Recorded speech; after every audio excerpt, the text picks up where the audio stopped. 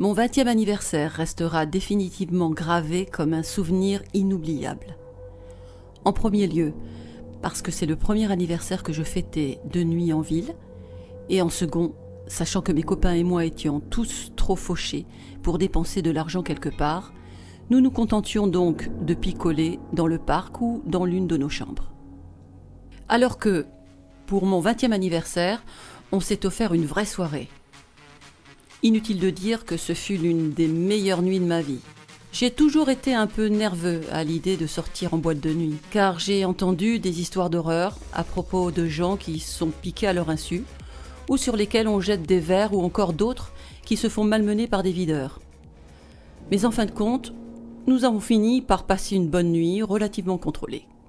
Je suis sûre que ça a été quand même l'une des meilleures nuits de ma vie, jusqu'à ce qu'elle se transforme en l'une des pires. Il s'avère que nous nous étions tellement amusés qu'aucun d'entre nous ne s'était souvenu de réserver un taxi. Alors, quand les lumières du club se sont allumées et que les videurs ont commencé à expulser les gens, nous avons réalisé que si nous voulions rentrer à la maison, nous devrions marcher. Ce n'était pas si loin, mais vu notre état d'ébriété, 1 heure de marche équivaudrait plutôt à 1h30, voire 2. Nous nous sommes donc mis en route, semant le chaos en marchant au milieu des rues mortes, volant des cônes de signalisation au passage. Lorsque nous avons commencé à marcher, nous étions 5. Mais en atteignant au fur et à mesure le chemin, les habitations de chacun, le groupe est devenu de plus en plus petit, jusqu'à ce qu'il ne reste plus que moi et mon ami Chris. Comme je l'ai dit, je sais que c'est stupide, mais comme il était environ 5h30 du matin et que les routes étaient pratiquement désertes, nous titubions tout bonnement au beau milieu de la route. Je suppose donc que c'est pour cela que je n'aurais pas dû être surpris, quand tout à coup nous avons été aveuglés par les phares d'une voiture déferlant sur nous à toute vitesse dans un virage. Nous avions fait de notre mieux pour l'éviter. Et je suis presque sûre que le conducteur avait également fait un écart. Mais la voiture finit par heurter la hanche de mon ami, et l'impact le fit tourner comme une toupie en plein milieu de la route. La voiture s'arrêta, en émettant un bruit strident. Ensuite, j'entendis la porte s'ouvrir, puis mon ami gémir du coup. C'est en levant la tête que j'aperçus le chauffeur de la voiture en train de se diriger vers moi. Et avant même qu'il ne m'atteigne, j'étais déjà en train de me confondre en excuses. Ce qui me semble être la chose la plus british qui soit, maintenant que j'y pense. Après coup, j'ai sorti mon téléphone pour me connecter au 999 en tapant sur mon écran tactile. Mais quand j'ai vu le conducteur avec son téléphone en main, je lui ai dit Non mec, j'appelle une ambulance. Ne t'inquiète pas pour ça. » Mais il n'avait pas sorti son téléphone pour appeler le secours. Parce que l'instant d'après, il pointa son téléphone vers moi avant que son flash ne m'aveugle soudainement. Il avait pris une photo de moi, puis en avait fait de même avec Chris, inclinant son téléphone pour obtenir une bonne photo de son visage aussi. C'est à ce moment-là que j'ai compris que quelque chose n'allait pas, et que ce qui se tramait était pire que de se faire écraser par une voiture. Non seulement, le type avait pris une photo de nous, mais n'avait pas l'air le moins du monde préoccupé par le fait qu'il venait de heurter l'un d'entre nous. Après avoir pris ses photos, il a commencé à regarder autour de lui, comme s'il était perdu ou quelque chose comme ça. J'ai compris plus tard qu'il cherchait probablement s'il y avait des témoins ou des caméras en vue. Mais sur le moment, il avait l'air complètement givré. Et comme il ne nous aidait pas, j'ai commencé à m'énerver. Pote, qu'est-ce que tu fais? Donne-moi un coup de main. Je me souviens avoir dit que je voulais qu'il m'aide à sortir Chris de la route, ne sachant pas que c'est le contraire de ce qu'on est censé faire en pareil moment. Mais au lieu d'essayer de m'aider, il releva sa capuche, se tourna vers nous et commença à nous montrer les photos qu'il avait prises de nous sur son téléphone. Puis il dit « Pas un mot à personne sur ce sujet. Nous savons à quoi vous ressemblez, et nous viendrons vous chercher si vous parlez. » Je me souviens alors avoir pensé qu'il ne pouvait pas avoir d'ennui. Il lui manquait peut-être 1 ou 2 points en moins pour qu'on lui retire son permis. Et ce n'étaient pas 2 garçons ivres marchant au milieu de la route qui allaient le faire tomber. J'étais choqué, mais pas surpris. Les gens peuvent être très malveillants quand ils le veulent. Mais ensuite, quelque chose s'est passé. J'ai commencé à me rendre compte que le bruit que faisait mon compagnon était beaucoup plus étouffé qu'il n'aurait dû l'être. En réalité, il n'avait jamais fait de bruit pour commencer. Il avait certainement dû atterrir sur la tête ce qui l'avait assommé. Alors, si ce n'était pas lui qui faisait du bruit, qui en faisait ? Mais c'est au moment où le gars s'est retourné vers sa voiture que j'ai eu le déclic.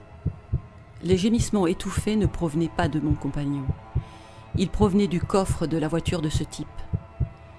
Avant de réaliser pleinement l'horreur de ce qui était en train de se passer, les pneus ont crissé avant que la voiture ne démarre en trombe sur la route. Pendant quelques secondes, je crois que j'étais en état de choc. Et c'est en entendant l'opérateur du 999 parler au téléphone que je repris mes esprits et raccrochai. J'avais trop peur. Et je pensais que seulement dans les films caricaturaux de Guy Ritchie, les hommes enfermaient les gens dans les coffres de voitures. Je ne pensais pas que c'était réel. Et je suis réellement claustrophobe aussi. L'idée d'être enfermé dans un coffre est un véritable cauchemar pour moi. Je suis restée là, agenouillée auprès de Chris, jusqu'à ce qu'il reprenne soudain ses esprits. Il avait quelques coupures et écorchures à l'intérieur de la bouche, ce qui est un peu effrayant à cause de tout le sang, mais il s'est avéré qu'il s'en est bien sorti. Il avait le lendemain d'horribles contusions sur les hanches, probablement dues à la collision violente, mais il restait en mesure de rentrer chez lui à pied, même si c'était assez douloureux. Dieu merci pour l'alcool, cela l'a gardé calme, car je ne pense pas que j'aurais pu le ramener à la maison autrement. Il n'avait gardé aucun souvenir de ce qui s'était passé. Je suppose que le fait d'avoir été KO a eu pour effet de lui faire perdre la mémoire très rapidement. Mais je lui promis de lui raconter ce qui venait d'avoir lieu quand il serait sobre. Le lendemain, je l'ai surpris alors qu'il s'apprêtait à entrer au service d'accueil des urgences avec sa mère. Il m'a fallu quelques explications. Mais une fois que je lui ai fait comprendre qu'il pourrait nous arriver de très très mauvaises choses si nous déclarions qu'il s'agissait d'un délit de fuite, il a commencé à céder. Peu importe que nous ayons été en plein milieu de la route. La voiture l'avait percuté et s'était ensuite enfuie, ce qui était en soi une chose sur laquelle la police serait très désireuse d'enquêter. Et j'avais besoin qu'il omette ces détails. Et si c'était le cas, certains hommes très méchants avaient de vraies photos de nous, des choses qu'ils pourraient distribuer s'ils en avaient vraiment besoin. Nous ne serions jamais en sécurité, et qu'ils pourraient simplement mettre nos têtes à prix et que quelqu'un d'assez désespéré pour obtenir du fric à tout prix nous éliminerait. C'est comme ça que ça se passe ici. Et c'est ainsi que Chris finit par insister auprès de sa mère, lui stipulant que ce qui était arrivé était simplement dû au fait qu'il avait été un peu trop éméché et qu'il avait dégringolé quelques marches. C'est tout ce que les éventuels questionneurs, y compris l'hôpital, avaient besoin de savoir. Et qu'ils devaient, à partir de là, le traiter comme il se doit. Quelques jours de légère douleur étaient nettement préférables à une sieste permanente dans la poussière. Et donc, comme on nous l'a dit, nous avons gardé le silence et comme suit, avons préservé notre santé. En résumé, je craignais que si nous parlions de ce que nous avions vu, aucun de nous ne serait là pour voir mon 21e anniversaire.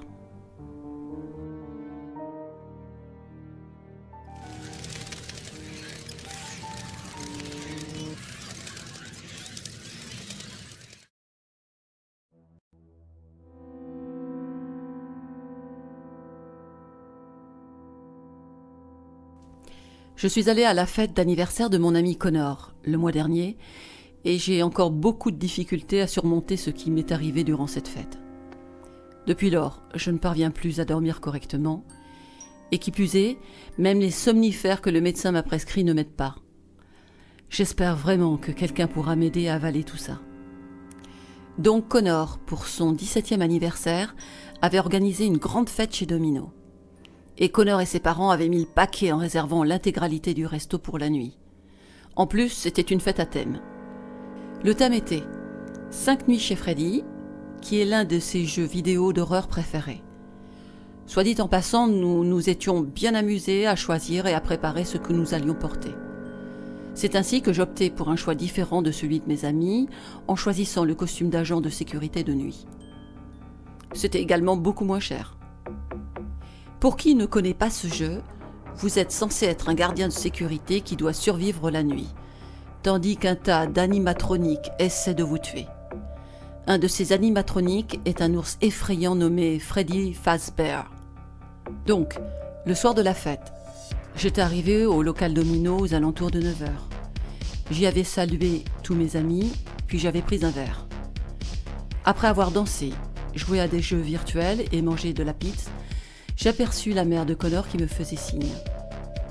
Elle me demanda si je pouvais apporter le gâteau, étant donné que j'étais le seul agent de sécurité de la soirée.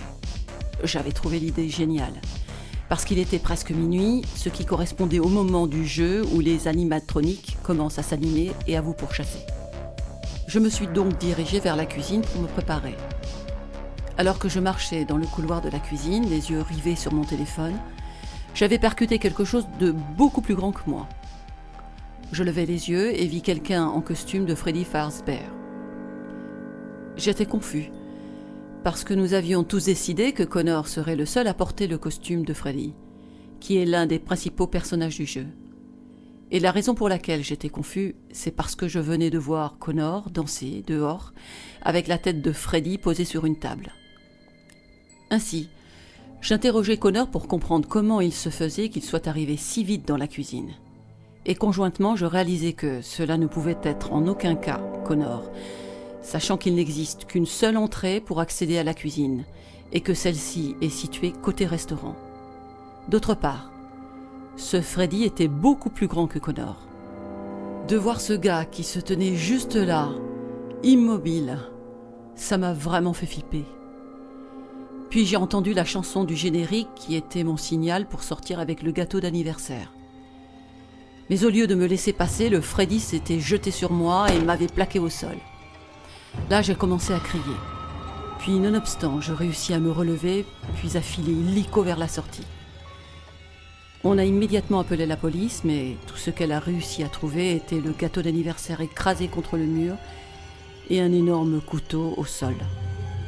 Puis ils ont dit que c'était probablement juste un psychopathe qui avait essayé de nous faire peur. Mais moi, j'ai la profonde conviction qu'il avait bien d'autres choses en tête que de nous faire peur. En ce qui me concerne, ce qui me fait vraiment peur, c'est le fait qu'il en sache autant sur la fête. Suffisamment pour sortir et acheter un costume, et pour se faufiler dans la cuisine de la pizzeria, là où se tenait la fête. Alors, que sait-il d'autre ? J'ai bien peur qu'il en sache bien plus sur nous, comme l'endroit où je vis, et qu'il vienne pour moi.